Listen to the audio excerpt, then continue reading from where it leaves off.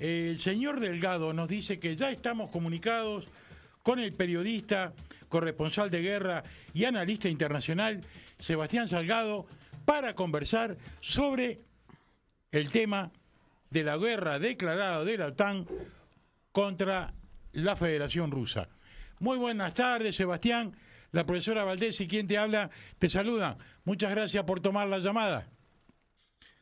¿Cómo estás, Manuel? Un saludo para vos y para todo el equipo ahí en Radio Con Aguante. Bueno, muchas gracias, Sebastián, por este contacto. Bueno, la prensa internacional se ha encargado de difundir por todos lados de que estamos cerca de la paz.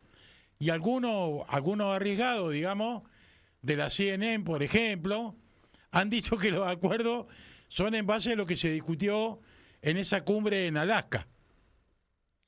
Yo creo que hay algunos puntos vinculados a eso, pero en este mismo momento que estamos hablando, Steve Witkoff está en Moscú y esta continuidad de reuniones, aunque todavía no hayan trascendido su dimensión, habla de una serie de acuerdos desde mi punto de vista. ¿De qué se tratan los acuerdos? Bueno, seguramente dimensionar realmente cuáles pueden llegar a ser las consecuencias si se detuviera el conflicto en esta agresión de la OTAN contra la Federación Rusa a través del territorio ucraniano, sobre todo teniendo en cuenta, bueno, en estas últimas horas la Federación Rusa acaba de tomar una ciudad que, digamos, Ucrania había estado defendiendo como uno de sus grandes bastiones, con lo cual de alguna manera se hace visible de que el gobierno de Zelensky, si no fuera por los mercenarios, que lamentablemente muchos de ellos latinoamericanos, sobre todo colombianos, si no fuera por esos empujones que le dan los ingleses para decir, dale, dale, seguí peleando que yo te paso algunas armas.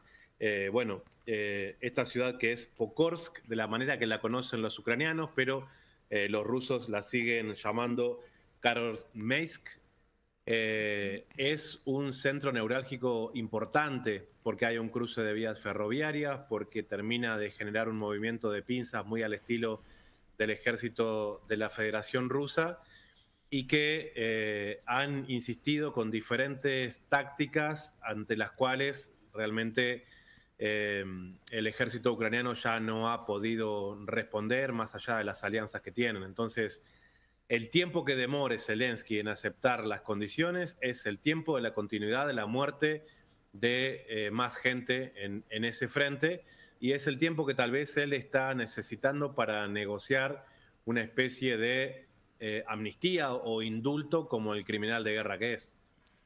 Claro. Vamos a recordarle un poco a los oyentes esta cuestión. ¿Qué es lo que ha ganado Rusia en esta guerra en cuanto al territorio, ¿no? Porque, ¿te acordás que habíamos hablado de que Rusia ya había llegado a esa zona que se le llama la de las tierras raras, digamos, y que Zelensky estaba prometiendo algo que no tenía, ¿no? A Donald Trump. Sí, cuantos más días pasen, Zelensky va a tener menor posesión de lo que era el antiguo territorio ucraniano, que recordemos, todo eso era parte de Rusia, ¿sí? En el año 2014, cuando Estados Unidos impulsó el Euromaidán, ahí salieron sobre todo las repúblicas populares de Lugansk y Donetsk a decir, nosotros ya no queremos ser un oblast de Ucrania, no vamos a aceptar este gobierno impuesto por los Estados Unidos. Recordamos aquella figura emblemática de Victoria Nuland repartiendo galletas a los jóvenes en el centro de la ciudad de Kiev. Y ahí mismo, en el año 2014, Crimea dijo, nosotros no vamos a ser parte de esto, y tuvo un rápido reconocimiento de la Federación Rusa. Desde ahí, o sea, para tomar Crimea, para recuperar Crimea, que creo que realmente es la palabra adecuada, si no, pensemos si en la batalla de Sebastopol en Crimea, las tropas soviéticas pelearon para defender a la Unión Soviética o a Ucrania. O sea, toda la gente que murió en esas grandes batallas de la Segunda Guerra Mundial, una vez más, peleando contra los emblemas, lo hicieron por Rusia. Entonces, esto hace evidente que esos territorios vuelven a ser parte de la Federación Rusa en el año 2014 sin tirar un solo tiro y haciendo un referéndum muy rápido. Lo que vino después sí fue muy duro. Fueron 8 años prácticamente en soledad de Lugansk y de Donetsk, pensando y mirándose en el espejo de Crimea, pensando que también iban a tener el rápido apoyo del Kremlin, y estuvieron durante 8 años peleando prácticamente solos, en el cual, lógicamente, el ejército ucraniano se envalentonó y le generó más de 15.000 bajas, todas civiles, porque no tenían un ejército. Entonces, a partir del reconocimiento en el año 2022, que para mucha gente ahí empieza el conflicto, en febrero del 2022, pero esto ya llevaba 8 años antes, bueno, evidentemente se evidencia de que el apoyo ruso generó un cambio circunstancial y que termina en este momento en el que la República Popular de Lugansk está 100% en control de la Federación Rusa y de sus propios pobladores. Donetsk es donde en este momento se están dando tal vez las batallas más grandes, pero la capital está controlada ya desde hace más de 2 años por las tropas rusas y está, vamos a decir, prácticamente en un 70% en poder de Moscú. Y después tenés esos otros 2 territorios que son Jersón y Zaporozhia, en el cual la parte del famoso reactor nuclear también está bajo control ruso, pero podríamos decir a grandes rasgos que hay un 60-50%, depende la manera de mirarlo, que todavía puede estar bajo una disputa, en este caso del ámbito militar. Entonces, a medida que pasan los días, son cada vez más las ciudades que se van perdiendo. En este caso, la manera que tienen los ucranianos de nombrar a Pokrovsk es interesante porque ahí Rusia cambió una estrategia que ellos venían usando tal vez un poco más frontal, y lo que hicieron, como las ciudades grandes, infiltrarlos no con vehículos blindados, sino con pequeñas unidades en motos. Fíjate qué interesante la estrategia. Increíble. Y ellos iban en motos tomando poco a poco edificios. Y eso fue haciendo que prácticamente cuadra a cuadra, edificio por edificio, tuvieran realmente batallas muy, muy duras, en la que también hay que reconocer que han caído muchos soldados de la Federación Rusa, pero bajo la convicción de que están defendiendo ese territorio que se siente ruso, que habla ruso y que no iban a permitir que un gobierno impuesto por la OTAN les intentaran cambiar su cultura. Claro. Quiero preguntarte concretamente sobre Odessa. ¿Cómo está la situación ahí? Y bueno, yo creo que es la gran moneda de cambio que todavía le queda a Zelensky. A mí me parece que en Odessa se están jugando otros poderes de los cuales no muchos analistas se animan a detallar, y es que Odessa es la gran ciudad del poder del lobby sionista. Sí, claro. ¿Sí? Es la antigua tierra de Jabotinsky, y no es casual que por las presiones que el propio sionismo puede ejercer dentro de la Federación Rusa, Putin la haya dejado intacta. Es un gran puerto del cual todavía hace que Ucrania siga teniendo una salida al mar, y es una moneda de cambio que Zelensky debería dimensionar. El hecho de que todavía mantengan Odessa hace que Ucrania hasta este momento no se convierta en un país sin salida y sin costas. Claro. Es muy importante esto que vos planteas, porque nosotros hemos aprendido desde chicos, ¿no? Odessa es determinante geopolíticamente. Como Crimea. Exactamente, digamos, ¿no? Y que eso no se haya tocado. Que justamente hace 80 años el acuerdo de Yalta lo hizo en Crimea Stalin. No era un tema menor. Fíjate la importancia que tenía para Stalin ese acuerdo de sumar, ¿no? a Churchill y a Roosevelt, de decir, bueno, si nos vamos a encontrar en Rusia, nos vamos a encontrar en Crimea. Exacto. Y eso no es un tema menor, ¿no? Entonces, evidentemente, se juegan muchas cosas en la que la historia reciente, yo creo es la mejor manera de abordarla, todavía se siente, porque hay generaciones que han dado la vida por su patria, de la cual las nuevas generaciones de rusos se sienten en la responsabilidad de validar Si no, entregar eso en un contexto como el actual sería de alguna manera dar la espalda a su propia identidad. Claramente. Sí, vale. Yo quería saber en realidad cuál fue la transvasación, por decirlo de alguna manera, entre el ejército, el escuadrón Azov, por ejemplo, y toda la nazificación de Ucrania y este núcleo que hay en Ucrania justamente sionista. Entonces ahora parece que los intereses son comunes de los nazis con estos sionistas, lo cual parece bastante sorprendente. Más o menos, más o menos. Cuando vos ves el acuerdo Havara entre nazis y sionistas, recordás que el propio Adolf Eichmann había estado en Palestina, porque si vos te pones a pensar, los dos querían la misma cosa. Claro. Hitler quería a los judíos fuera de Alemania y los sionistas querían a los judíos alemanes en Palestina. Claro. Entonces ellos fueron socios y socios cercanos. De hecho, acuñaron una moneda que de un lado tiene la simbología de la estrella que está en lo que hoy conocemos como la bandera de Israel y del otro lado una esvástica. Eso fue parte de una realidad que es muy evidente porque de hecho Hitler cuando proscribió a todos y cada uno de los partidos políticos que no fueran parte del nacionalsocialismo, permitió seguir funcionando al movimiento sionista y seguir imprimiendo sus publicaciones, que como ustedes saben son muy fuertes. Ahora, trayéndolo a este tiempo, es interesante la pregunta que haces porque volvemos a Odesa, porque recordemos que Odesa fue aquella ciudad en la que el 2 de mayo del 2014 las fuerzas pro-ucranianas, pro-nazis, generaron una matanza en el edificio de los sindicatos contra las fuerzas rusas en un contexto en que tenían enfrentamientos del estilo de hinchadas de fútbol. Se juntaban, se fajaban, se pegaban unos palazos, se pegaban unas trompadas, pero ese día de mayo del año 2014, desde Kiev llegaron fuerzas militares profesionales y aniquilaron a quienes eran activistas políticos que lógicamente tenían una gran lucha en el campo de la retórica, de la dialéctica, de la política, del diálogo, pero no en el campo militar. Y entonces se generó esa gran matanza que generó un punto de inflexión, ¿sí? Un antes y un después.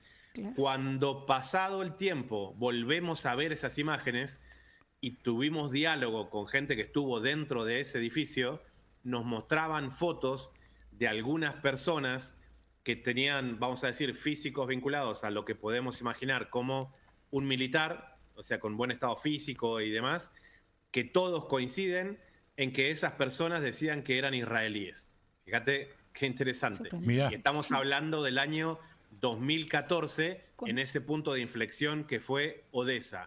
Claro. Había militares israelíes encubiertos, como también había militares israelíes en la plaza del Euromaidán. Hay muchos registros de todo eso, pero lógicamente no testimonios que puedan confirmarlo en ese mismo lugar, ¿no? Claro. Bueno, en función del tiempo que tenemos, Sebastián, y pidiéndote disculpas, pasemos al plano de Venezuela, ¿no? Porque las últimas noticias que nos están llegando son de una gravedad extrema, ¿no? También, digamos, la prensa criminal está jugando para la invasión, ¿no? Está jugando para eso, claramente, que en algún momento los pueblos van a tener que juzgar a esta gente, porque la verdad, el tema de la paz en nuestro continente está en juego. Sí, y yo te digo, Manuel, estos temas se tocan. ¿Por qué? O sea, la gran preocupación es que lo evidente del día de hoy, en el mismo día que Witkoff es recibido por Putin, prácticamente al mismo momento Trump sale a decir de que van a realizar acciones, sea de bombardeos o lo que sea, por tierra en Venezuela. Por tierra. O contra la tierra, tal vez desde sus buques. Sí, claro. ¿Cómo no vamos a pensar de que el gobierno de Estados Unidos está intentando seducir a Putin para decir, mirá, nosotros te vamos a dar un gran marco del cierre del conflicto OTAN-Federación Rusa, en el cual vos salís siendo un gran ganador, pero no te metas en Venezuela?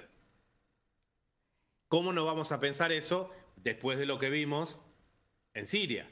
Claro. Sí, a mí la verdad Claro. que me gustaría pensar que en algún momento vamos a escuchar una rueda de prensa del presidente Bashar al-Assad, que se entiende de que está en Moscú, que está con asilo. Bueno, fantástico, queremos verlo, queremos que hable. Claro. Entonces, recién mencionábamos este concepto de Yalta y lo que significó. Bueno, creo que tenemos que recordar un poco toda esa situación porque lo que a veces se presenta como parte de una realidad es una especie de regreso a ese mundo tripolar, ¿sí? No sé si la multipolaridad tiene la madurez que nosotros quisiéramos o tenemos una visión demasiado romántica desde América Latina en ese sentido. Entonces, hay señales importantes que en esta continuidad de ver las cosas cómo se dan al mismo tiempo nos hace pensar en esa posibilidad, lo cual no quiere decir que el Kremlin vaya a aceptar. En ningún momento esperamos ni que Rusia ni que China muevan tropas para salvar el petróleo venezolano, pero que sí mantengan los acuerdos militares que le dan un respaldo en la compra de armamentos, sobre todo en defensa antiaérea, que se van a poner en funcionamiento en cualquier momento. Una cosa que es curiosa es que todos los informativos internacionales, sean del bando que sean, hablan del conflicto de Venezuela con Estados Unidos.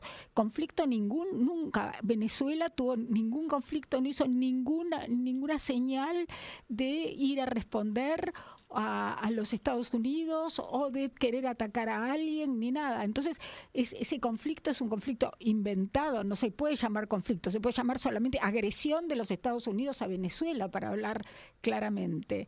Pero los noticieros internacionales lo ocultan llamando a esta agresión de los Estados Unidos conflicto inexistente.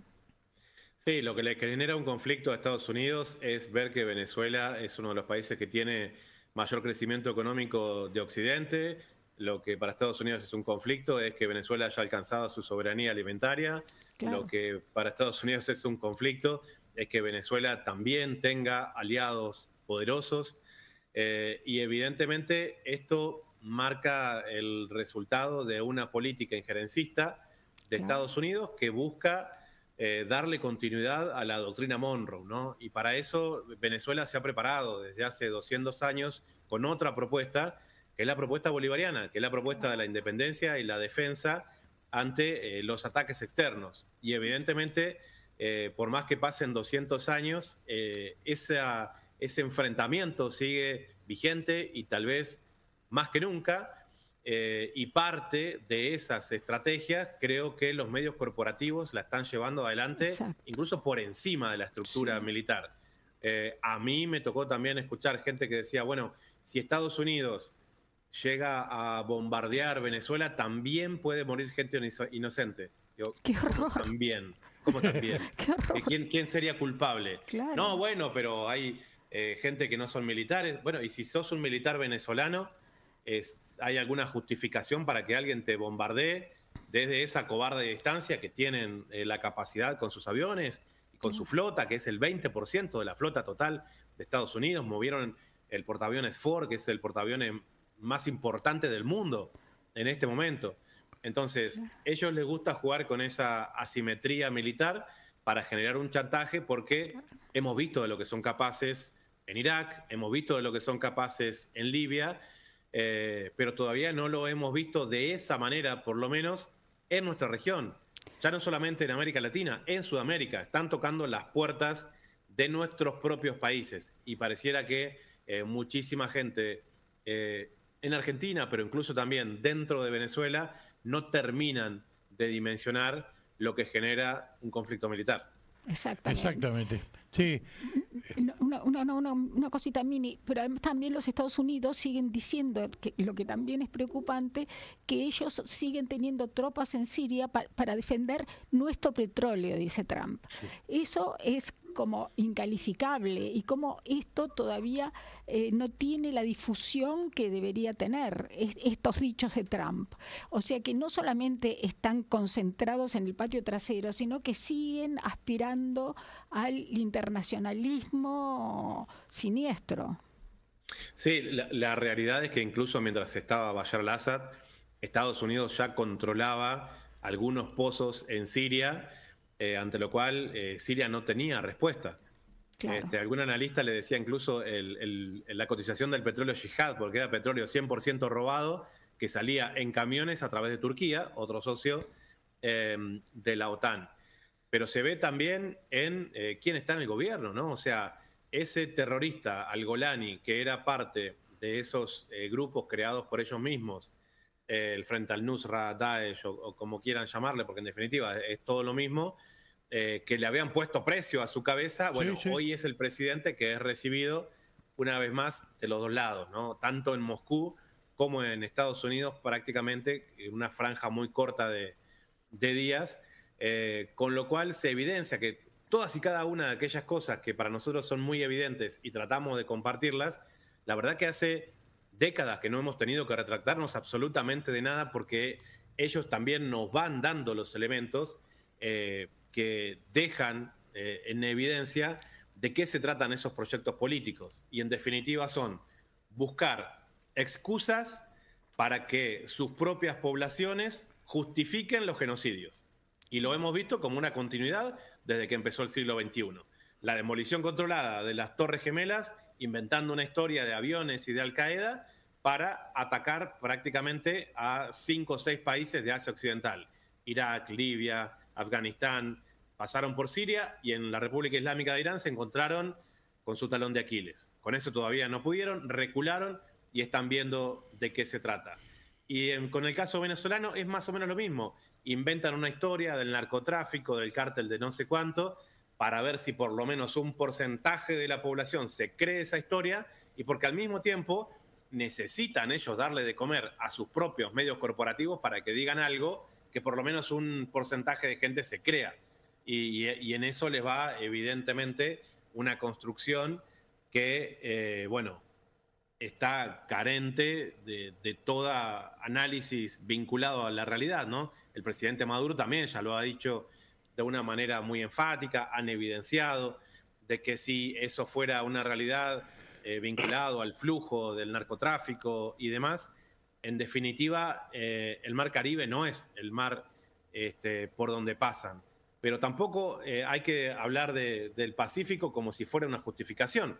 Quienes están deseosos de meterse toda esa mercadería por las narices son ellos mismos y podrían preocuparse, si ese es su problema, de generar alguna especie de control interno, pero evidentemente no pasa por ahí la situación, sino simplemente encontrar una excusa para, si van a hacer un ataque, bueno, decir que lo hicieron en nombre de determinada cosa, en este caso, supuestamente en la defensa de ese proyecto de democracia que ellos quieren imponer muy al estilo, al gusto y a los intereses de Estados Unidos.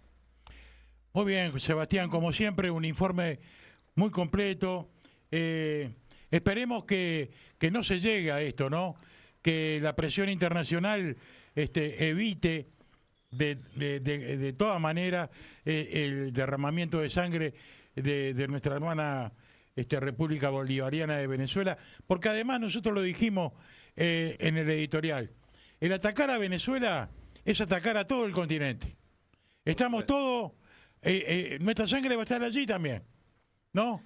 Nada va a impedir. Cuidado, Manuel, que si esto se llega a dar en algún momento, Milei no quiera usar a nuestras propias tropas para respaldar a las agresiones de Estados Unidos. Sí, lo hizo Menem en la Guerra del Golfo.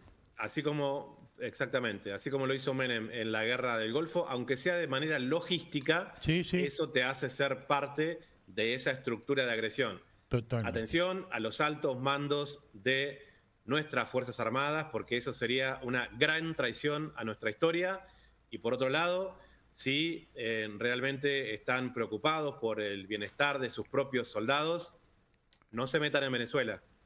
No se metan en Venezuela porque no van a poder volver por sus propios medios. Muchas gracias, como siempre, Sebastián. Un abrazo enorme. Un abrazo, que estén muy bien.